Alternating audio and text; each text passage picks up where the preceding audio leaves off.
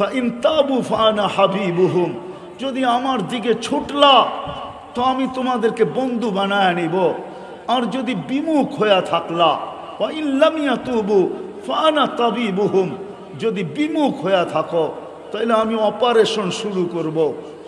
আনা তাবিবুহুম, আমি ডাক্তার হয়ে যাব, সার্জিক্যাল ডাক্তার হব। উবতালিহিম ফিল মাসাইব, তোমাদেরকে মুসিবতের ভিতরে লিপ্ত করব। কেন জানো? বন্ধুর সাথে আমার ওয়াদা, কিয়ামতের দিন বন্ধুকে লজ্জিত করব না।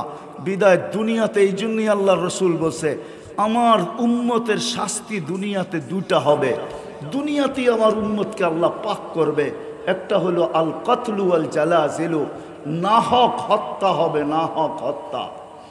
জানবে না, হত্যাকারীও জানবে না কেন হত্যা করলো, যে হত্যা হলো সেও জানবে না তাকে কেন হত্যা করা হলো।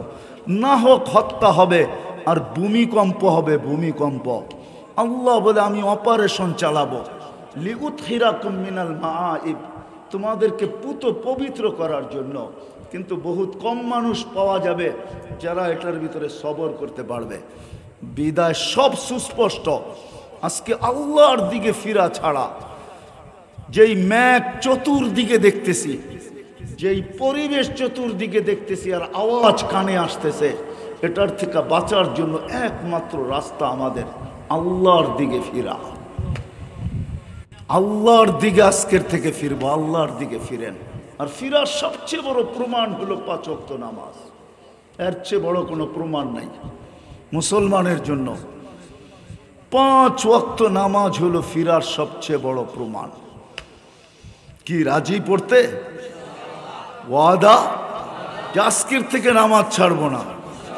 হ্যাঁ ছাড়বো। আর আজকের থেকে কয়েকটা জিনিসে অঙ্গীকার করি, যদি করতে পারি। শুধু আপনাদেরকে বলতেছি না, হায় অন্য ভাষায় যদি বলা যেত তাহলে হয়তো সারা দুনিয়ার মানুষের কাছে পৌঁছানো যেত। 3টা কাজ আজকে একান্ত জরুরি, একান্ত জরুরি। 3টা কাজ আমাদের একান্ত জরুরি এখন। সত্য কথা এটা, আল্লাহ যদি পক্ষে চলে আসে তো দুনিয়ার কেউ কিছু করার ক্ষমতা রাখে না।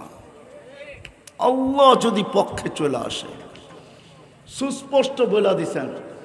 ইবনে আব্বাস রাদিয়াল্লাহু তাআলা আনহুকে বসায়া আল্লাহর রসুল বলছে সমগ্র সৃষ্টি যদি তোর বিরুদ্ধে চলে যায় আর আল্লাহ যদি পক্ষে থাকে, লাইয়াদুররুকা বিশাই, চুল পরিমাণ ক্ষতি করার ক্ষমতা কেউ রাখে না।